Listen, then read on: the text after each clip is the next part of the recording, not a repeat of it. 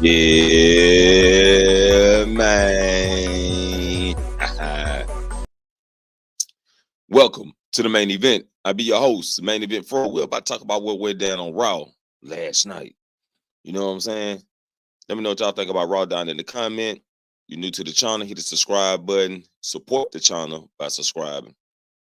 Remember, this is the place we go live at least 3 times a week. You can always click the link pinned in the top of the chat to join in on the conversations. Follow me on all social medias.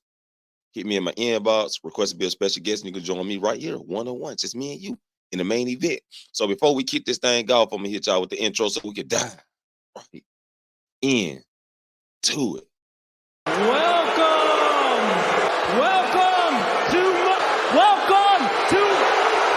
Dom, I think I know what you were trying to do. Welcome to the main event.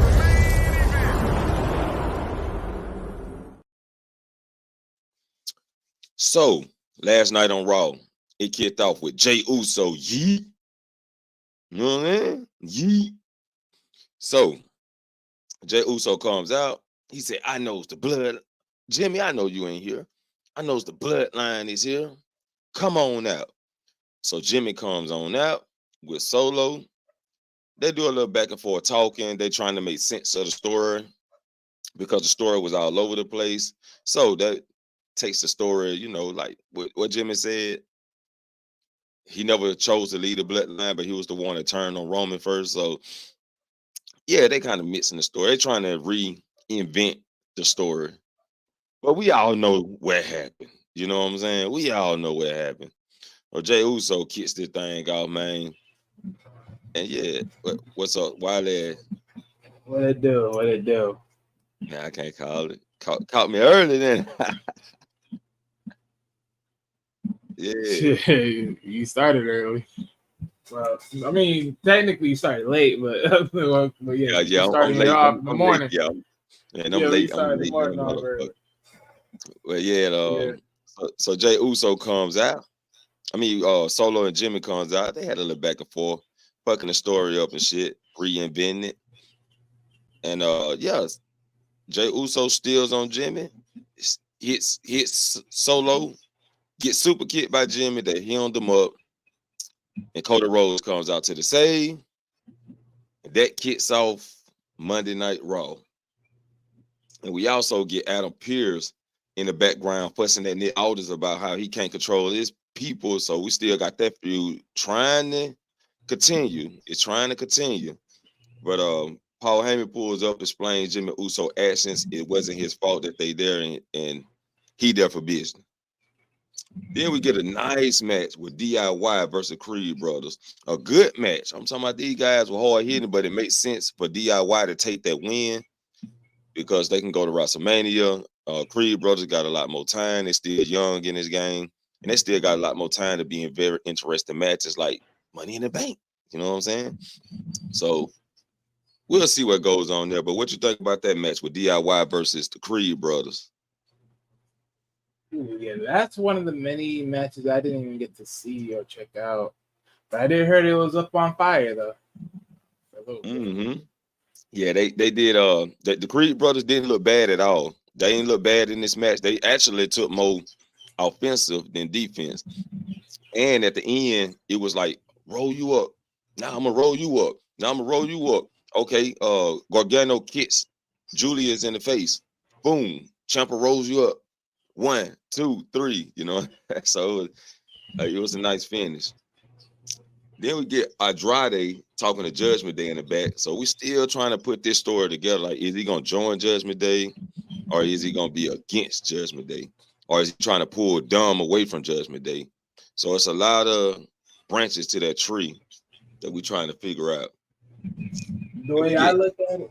Go ahead, Wiley. Go ahead. No, because so funny enough, right? There was a video out there showing some off live show, like there was a live performance show, right? Where I guess there was a thing with Jey Uso, and Dominic with Damian Priest, right? Damian Priest was gonna try to hit Jay with the briefcase, or I mean, one of the other. I don't know how this happened, but pretty much you see Dominic hitting Damian Priest with the briefcase by accident. Then Jay super kicked Dominic. They heave over super kicked freaking Damian Priest. Bro, I was like, that might start some flares, maybe some dysfunction. You know what I'm saying? Inside the group, as far as getting the connection going. But I mean, honestly, planting seeds on the house show. Pretty much, in some cases. I mean, who knows? Yeah. But my thing is with that situation, honestly, it's like we said. I mean, I think it's like what we said previously on every other show. Is like, are they gonna pull the trigger? Or are they not gonna pull the trigger? Because if they pull the trigger, it's like if they lose the tag team titles, then it's only gonna, in my honest opinion, it's only gonna suffice what we're thinking already as far as the split happening sooner than later. And then if it's not, then because my thing is, I already seen people making videos talking about Damian Priest is gonna waste his briefcase, and I'm like, he still got time to motherfucking cash in. Like, what y'all talking about? Yeah, he ain't cashing in to the last minute. I see that right now. Yeah, he kind of like said it in an interview, like he ain't got to cash in at WrestleMania. He got way more time to cash in than that, so he just gonna wait. But I'm telling you right now, there ain't no bittersweet moment to do it there. Yeah, that's the biggest moment to do it. I don't think he gonna do it though. I think he gonna wait. I mean, they might not do it because I think they're gonna let, based upon certain circumstances, he might not do it there. But I think at this point, if you're gonna lose the tag titles, possibly at the WrestleMania, and there's just nothing better to do, and then you think about the whole collision of everything else. Like, I ain't gonna lie. Like, if you think about it right now, right, Seth is gonna probably make himself a lot more vulnerable. Drew is gonna be dry. Is there really reason to cash in, especially if Drew's gonna be dry? Unless they sell it to be a long match. I mean, it probably won't be time to cash in. Yeah, I think he's gonna wait.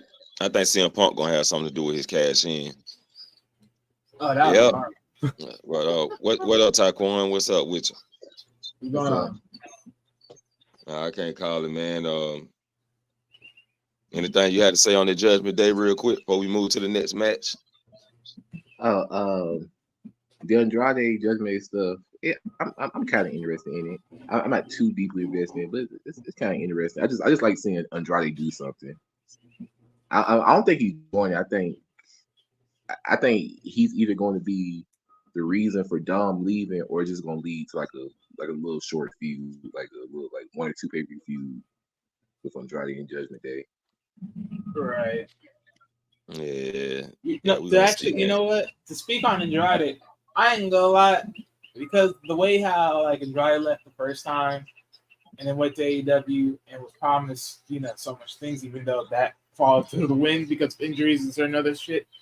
Yeah. I thought when Andrade came back, bro, I thought Andrade was gonna be the one to go against Gunther because it would be the more understanding factor point at this point for me, because he's just the guy. If you say to yourself, out of everybody else, who would be the guy to just do it and be like, I didn't came back to WWE. Like, for me, the way I'm looking at Andrade, I'm like, hey, look, I didn't came back to WWE just to come in here and be smooth about things. I came back to make impact.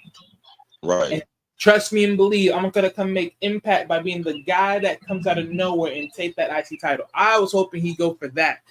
But the fact that they're making him go with this whole New Day storyline is like, one, they're pretty much making Andrade a face right now. He just came back on a glorious return. Like they're not some this guy is trying to be a heel. So it's like, okay, if you try to take away Dominique, what does that really does for you at this point? If you're trying to take away Dominique from the crew, because that doesn't do nothing for you, really. Really now, nothing, man. Unless y'all both go to NXT, because that's where he needs to be. Why instead of trying to send that man back to NXT? He needs to. I mean, I don't want to hear this, man. He needs to go back to NXT. This guy is not ready for the prime time. Oh man, I don't know, man. You know, we're gonna get back in the dome though. And besides, his heat is enough to go to NXT and make some waves for himself. He's just gonna make some of those waves, get himself on that caliber, because he ain't ready for prime time. We're gonna get back on Dom when he gets that match. We're gonna move to Kaden Carter and Katana Chance versus Candice LeRae and Indy Hartwell. Now this match, it was short because Katana Chance hurt her knee. She hurt her knee.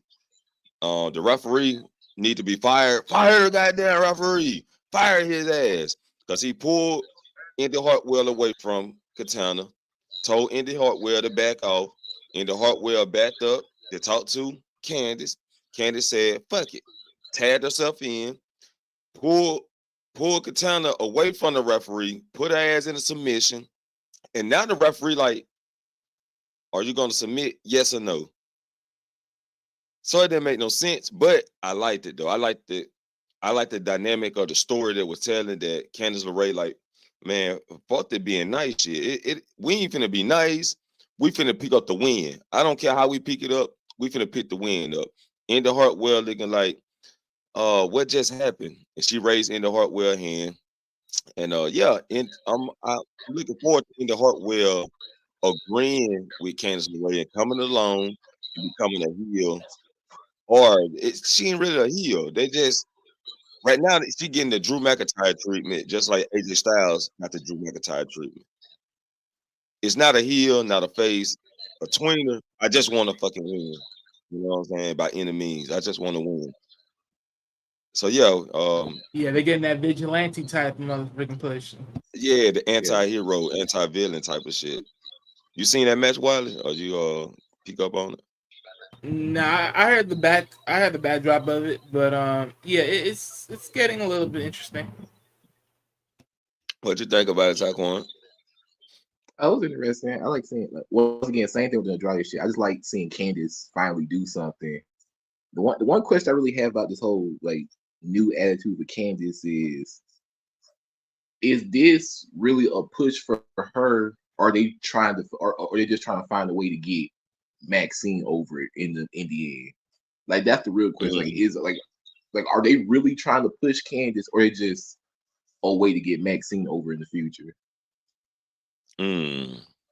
That's a good question because I remember that with Maxine Dupree, and we know that's not over with. We know that story. That just planted the seeds for the story between her and Candice LeRae. So I'm wondering because Maxine, has she ever wrestled before? I thought they said she used to wrestle in TNA or some shit like that. Oh, Maxine has no experience. Like that was Scarlett. No man, that was Scarlett. That was Scarlett. Oh, yeah, I'm about to say, Scarlett don't have it. Yeah, Maxie, she had some matches. She's just not as well as the other female wrestlers, which is why that crew with her and then Chad Gable and the other guy and Otis. Yeah, Otis. They're in NXT a little bit. So yeah. So that there for her right now is on her end. That's helping her out. She pretty much got that she pretty much got what the girl that's the chick that's on LWO, but they're angling her, but at least at this point, at least with her, she's in NXT versus being on the main roster. Yeah. So yeah. So yeah, We want to see that story. It's interesting. It's a slight, like a side mission. You know what I'm saying? Story. So it's pretty interesting. So they're gonna take us to Cody Rhodes coming out, cussing out The Rock, cussing out Roman Reigns. Paul Heyman comes out and says Roman Reigns want to meet him one-on-one, face-to-face at SmackDowns. And I'm really, because The Rock been taking over the whole segments, been taking over I'm thinking it's Rock versus Cody Rhodes now. The way The Rock coming out there addressing, That's why I was waiting for the Saturday stream. Yeah, and Roman Reigns looking like the side, the side piece of the match. Like, what's really going on? Came out there. And the man came out there talking about, I'm the final boss. Man, bro, like, come on, Rock. Come on, Rock. Yeah, he taking over the whole story. Like, bro, this story ain't even about you, really. Let Cody finish his story so your bloodline story can begin. That's all I'm waiting on. Yeah. Anything to say about that segment, Taquan? Yeah, about speaking of whole Rock and Roman and Cody shit, I'm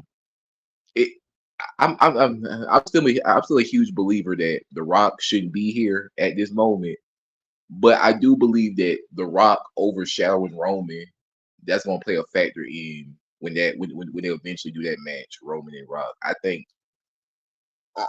what they're doing now with The Rock being the face of the whole feud, like being like front and center for the whole feud, that's going to factor into when him and Roman have their whole thing.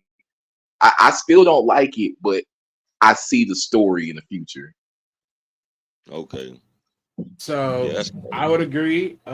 Here's my take on it a little bit, right? The way how they're doing it, this is the way I see it. The reason why The Rock is doing this is because he's trying to resell the whole bloodline battle. I think the reason, like, now it's like, okay, if people are not interested, okay, I'm gonna get them interested. So later on, they can do this later, and then they'd be like, you know, this is actually worth now taking in, because hearing all of this, oh yeah, it's worth now taking in. So now they would rather see this now later on, because now how the buildup is being made. And right now, let's be honest, The Rock right now is like the biggest hill right now that's cooking. What's you cooking, The Rock? Oh yeah, it's in the kitchen. Yeah, he cooking though, man. But goddamn, I'm ready. I'm ready to see the face to face now. The Cody and Roman. It's time to start, building that up, because they really. I'm glad they did kind of hold it off. Like they sidetracked it.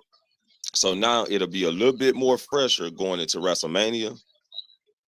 So it pretty much kind of worked itself out, you can say, because the Seth Rollins and which that come later, but I'm gonna talk about that now. The Seth Rollins and Drew McIntyre in face to face. Really, the spark wasn't there as far as them cutting promos solo on each other. So they really said everything they got to say, you ask me. Like, okay, now it's time for the match. That's the way I see that. What y'all think about Seth and Drew promo? I'm glad they're finally focusing on this match by itself, because I feel like Seth been so. I mean, I know, once again, I know that's part of the story too. Seth being so focused on the bloodline shit. It was an okay promo segment. I think they both got their shit off their chest. I think it's a solid. I don't really got much to say about it just being a solid. Yeah, it's just a solid promo segment to me. Yeah, pretty much. That's all. That's all. They said everything they got to say, really. So, the focus on them now. They focus on each other, so that's a good thing. What can I honestly say? I mean, honestly, at this point, I think the conflict. I think what they've done with the whole Seth focusing on the bloodline to then eventually focusing on Drew is. The way I put it is like this, right? Seth Rollins knows he's second fiddle, and he's trying to exterminate the bloodline because he don't want to be second fiddle, even though right now he's really playing third fiddle, and he's about to be fourth fiddle. after he gets dropped by Drew. At this point, so the fact that there's someone giving a little bit more attention to this, like, yeah, okay, cool. I mean, this doesn't change my convincing of how this is going to go down. I think Drew's going to still be his behind because you're going to throw yourself to the fire within the bloodline. Right. And The Rock said he's going to make sure he loses the belt. So The Rock said, I'm scripting you on the title. So when he's saying scripting, he ain't talking about taking it away, but he got some boys coming to help you lose that title self. I have a question for y'all. Okay, so CM Punk, he's gonna have a segment like next week on Raw. So, like, do you think? I mean, he's not cleared to wrestle, but do you think he's gonna have some type of WrestleMania presence, like during that match, like commentator, something like that, just around the ring in some capacity during that match? Yeah, that's I think. Yeah, because he's meant to be there, so he's definitely gonna have some capacity somewhere. Right. And I think that's what he's gonna do. I think that's what he's gonna announce next week, that he's gonna be commentating. And that right there could be the cost of Drew getting cashed in, you know.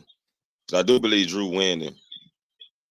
But fucking with CM Punk could be, you know, get hit with the chair, get a couple chair shots, and Damian Priest cash in.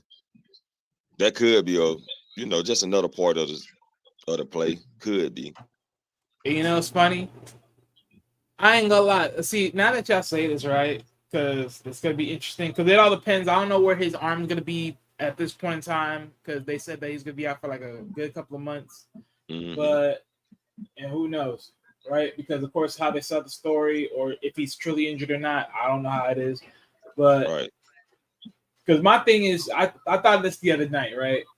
Let's say hypothetically, CM Punk, he gets cleared, he's back into the motion. Who knows? He may just win Money in the Bank himself when it comes time, and he got the briefcase.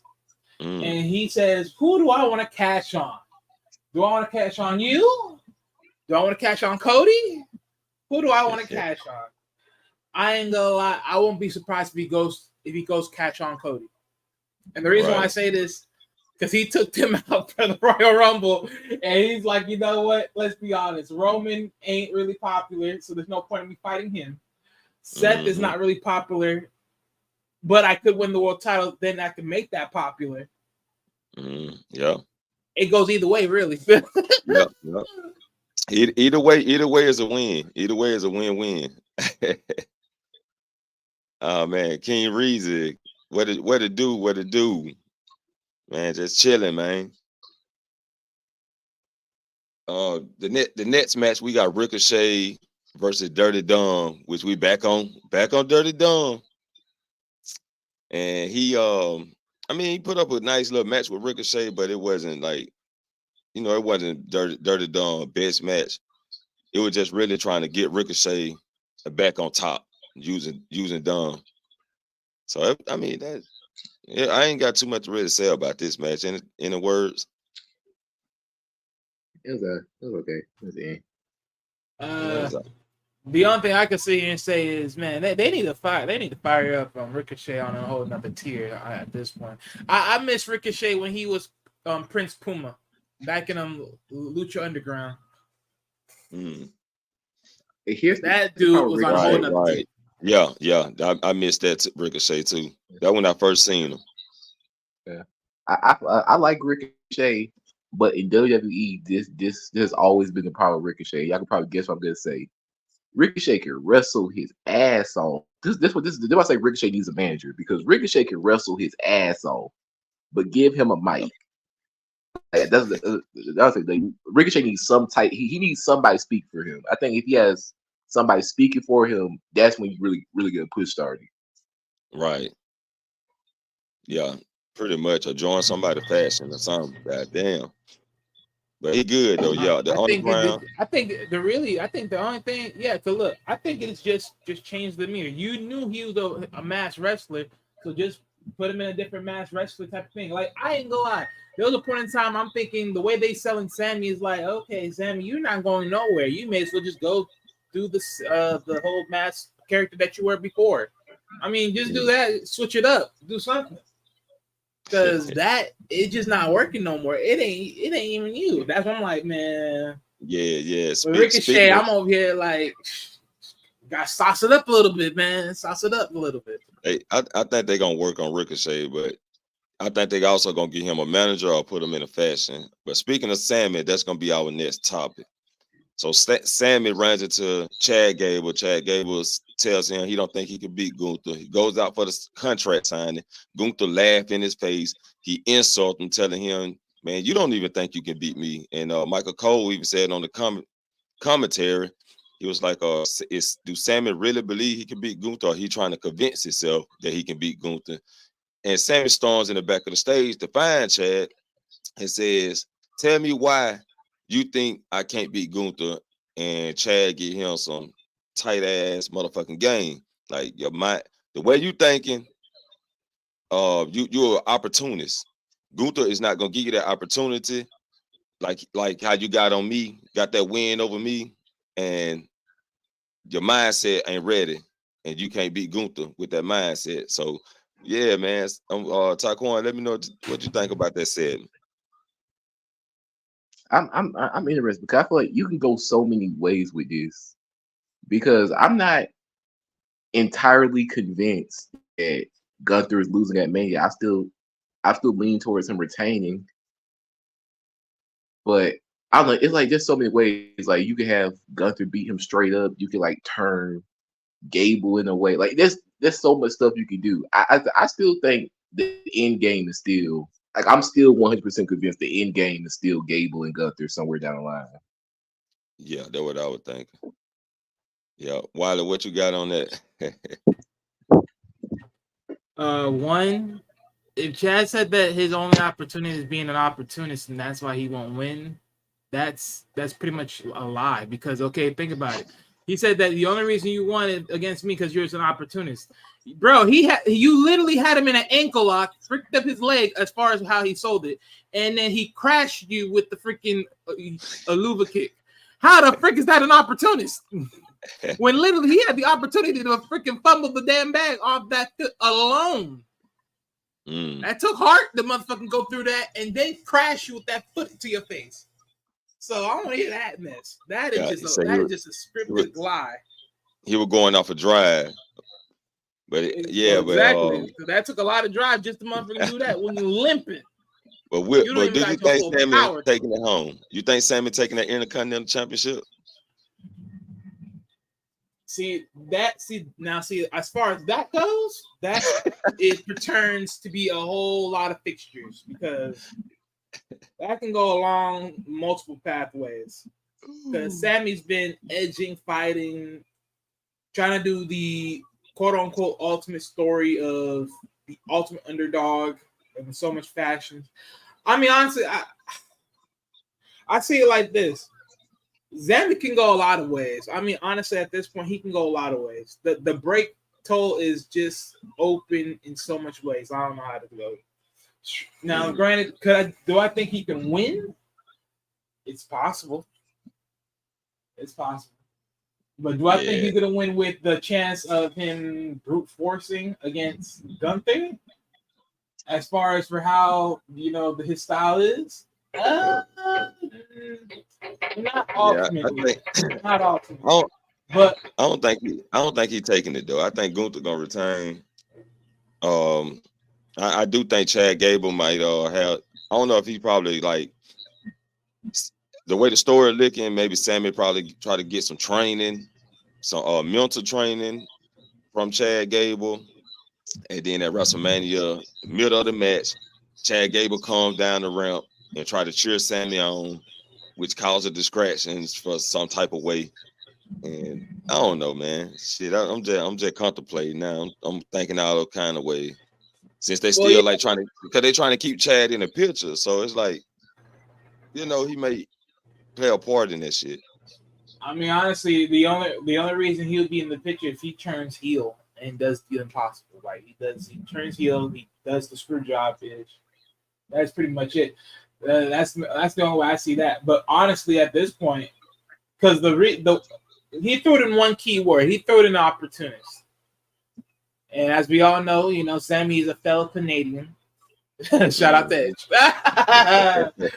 I'm telling you right now, at this point, I mean, shoot, you know what? Hey, Sami can shock the world and do some opportunistic ish and be like, you know what, you're right. I am an opportunist. And I took every opportunity I got to get this title on my waist. Screw all of you and go heel. Yeah, he can't use that. He can't use that now. So, I mean, at this point, it all really depends at this point. Yes, sir. So we're gonna move it to the next one, which is bummed out, but we're gonna talk about it. R-Truth in the Mid versus Indus, which was a comedic match. R-Truth accidentally picks up the win. So they've been added into the tag team 6-man ladder match, 16 ladder match. So anything, I don't got no word for it really. Anybody got some words on that shit? It was a nice little comedy match. Like that's all I can say. Yeah. So I ain't gonna lie. When I heard this match, I thought this was gonna be like, okay, so what? They're wrestling next week, and then that the winner gets to go face the tag team champions, or this is exactly at WrestleMania. When I saw this was exactly at WrestleMania, I'm like, okay, so they're not gonna put the tag team titles on the line? Okay, fine. Right. Yeah. See, it's an all-out ladder match, man, and we got comedian act in it now. R-Truth. I don't think R-Truth can really take no ladder bumps. Like, if R-Truth take a ladder bump, I gotta make myself a stipulate. R-Truth take a ladder bump. I don't know. I come up with one. Hey, that man can't take no. He already done tore his quads and everything, man. Ain't no way that man can take a ladder bump, man. He shouldn't even be in this match. Tell the truth, not no ladder match. Hell no. Shoot me, man. That man be right there and be talking comedic. He hasn't when he went through damage like that in a long minute, anyways. Right. Now, will he take a ladder bump as far as like crashing on the ladder? I don't think so. They probably won't do that to him, but right, that's what I'm saying. Yeah, they probably won't do that to him, but there's other ways and other means. I'm talking about go through a ladder. Somebody backdrop his ass, do a high backdrop, and he fall on the ladder, or put his ass through a ladder. Po R-Truth. Po R-Truth. You ain't got it. He ain't got himself in some shit. But yeah, New Day versus Alpha Academy, which was Otis and Tozawa, which was another comedic wrestling match for the night, which New Day had to get serious and put them down. So the New Day, they added to the six what they call it, 6-pack tag team title ladder match. Yeah. Yeah, so they've been added to it. So how many groups? We got 3 groups in it. 3. Okay. Oh, we got DIY. Okay. Yeah. Judgment Day. Judgment Day, DIY, New Day, and Awesome Truth. So yeah, we got Awesome Truth. So we need 2 more teams. Okay. So it's looking pretty good so far. And then we're gonna jump right into the main event, which was Nia Jax versus Becky Lynch, last woman standing match, which was good. I loved this match. Nia Jax was hitting ass with the big moves. Becky Lynch kept getting up. She did the, having the power bomb mode and just swung her to the goddamn ringside Titantron. Becky Lynch put Nia Jax through the manhandle slam through the table, and also the leg drop off the ladder through the announce table, which left Nia Jax flat. So Becky Lynch needed this win. She needed this win to make herself look good going into WrestleMania, because she couldn't go to WrestleMania with the loss from Nia Jax. But they tied up now. They 1-1. So that story will continue. Yeah. So we might get Nia Jax versus Liv Morgan at WrestleMania, maybe on the pre-show or maybe during the show. But I think it'll probably be like an opening the pre-show. So yeah, man. Talk on what you think about that match, man. Great match, great match. I used to like before, like when Nia Jax was there the first time. I used to always talk shit about Nia Jax. I never cared for Nia Jax, but then when she came back, she really like she's like one of the returns that like she really improved from the last time she was there. Her matches with Rhea was dope. Her matches with like both of the matches she had with Becky's been dope. I like how much Nia Jax has improved. I'm excited for the Mania match with Rhea and Becky. I think Rhea's going over. Rhea should go over. There's no reason for Becky to go over this match. But yeah, it's a nice little like filler match for Becky got a big win before Mania. Mm-hmm. I like that. I like that. I like that match a whole lot. Wiley, any words on this match or the story? As far as the match goes, I heard some good things on that one.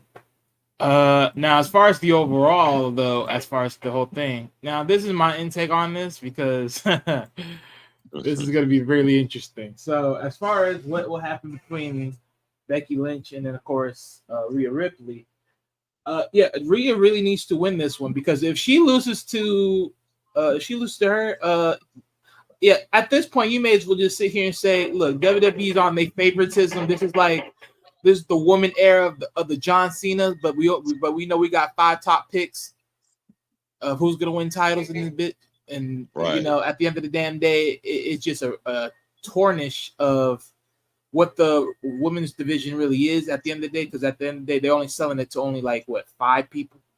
Yeah, and it's getting boring already as it is. And I'm already sick and tired of the whole women's division as it is. Like this, I don't even treat this as the women division. I treat this as who cares division. Like because that's how much I look at this. Like I just be like, who cares? Like y'all, like it's the same cut and dry pace. If it ain't freaking Charlotte Flair, it's gonna be freaking Becky Lynch. If it ain't Becky, it may as well be Bayley. If it ain't Bayley, well, you don't got Sasha, so Sasha gone. And if it ain't Sasha, oh, sorry, yeah, that's the 4 horse. So if it ain't those 3, I mean, pretty much what you have next. Nobody. But I mean, Oscar also get the belt and lose it right back to Charlotte Flair. I throw Bianca in there. I throw Bianca. Bianca. Of course, Bianca's the alternate, but Bianca's not even. She's not in the fold though. She's not in the fold. She's not in the 4. She's not in the 4-woman fold. So that's what I'm saying. Like you gotta think about that. Think about what I just said. Like the 05 though, still like the main attraction for the women division, and it's time for them to move it up and step it up a little bit more in the women division, and you know, Liv Morgan. Look, when they step it up. And look, when they step it up, it's the moment I motherfucking see freaking the queen of the queen of spades motherfucking start winning the belt. God damn it! Oh yeah, they on a tear and go on a tirade. That's when I see that thing step up. They over here playing games. I don't got time for this. Right, they left her out, man, like tremendously. They left Shayna Baszler in the background. Like she was a motherfucking beast in NXT. She was the top fucking thing going. Promos out the chain, every match, damn near she made motherfucker look good. Man, I mean, you know how they gave that run to Asuka talking about no one can beat me? Man, that should have been hers. That should have been hers right there. Because she was clapping everybody, submission and everything. Man, you can't make this up. You can't make this up.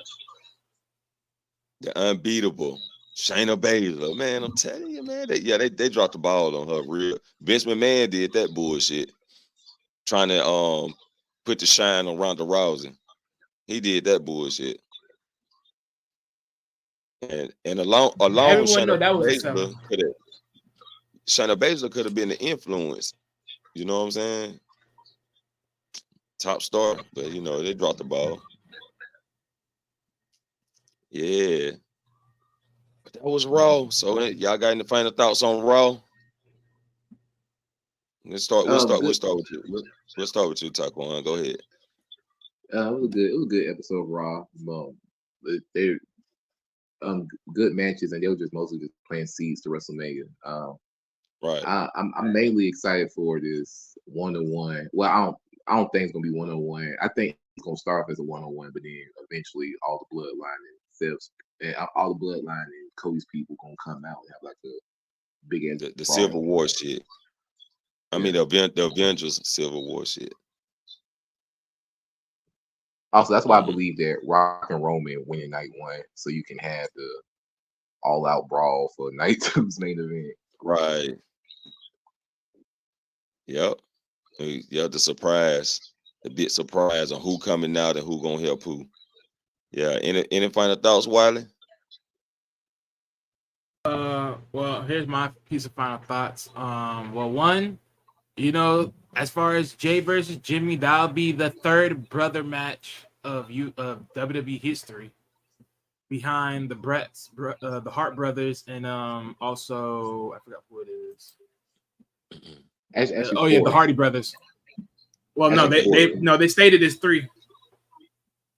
It's 3. They ain't counting Gold as a Stardust. Well, wait, did they even have really a feud? And but think about it. You got to think about at WrestleMania. Just that. They're talking about just that Mania. All right, I thought they're talking about general. Yeah. Well, yeah, because they're literally talking about at Mania. Like this will be the third brother match in Mania overall. Okay, yeah. Because as far as I know, because you know what, because Brett and Owen Hart, that was WrestleMania, I think 10, if I'm not mistaken, and then the Hardy brothers were at 25. So yeah, because my only thing with that whole thing, because when I looked at because this is the one thing I actually, going back to like the Jay and Jimmy story, I actually liked how they did the story a little bit, because Jimmy was like, "Oh, you would never have none of this without me. You would never be part of the greatest decorated tag team in the world without me. And you try to replace me with Cody out of all people. You wouldn't have this without me. Oh man, by your side." Yeah, for the first time in a long time, they actually brought this in nice, and they sort of started to bring that manipulation tactic on Jay, and kind of bring him down and be like, right, trying to give him that face and stuff, and then next thing he pops right out of it, be like, "Man, the great moment is gonna be when we walk in the WrestleMania and I smack that itch out your face." I was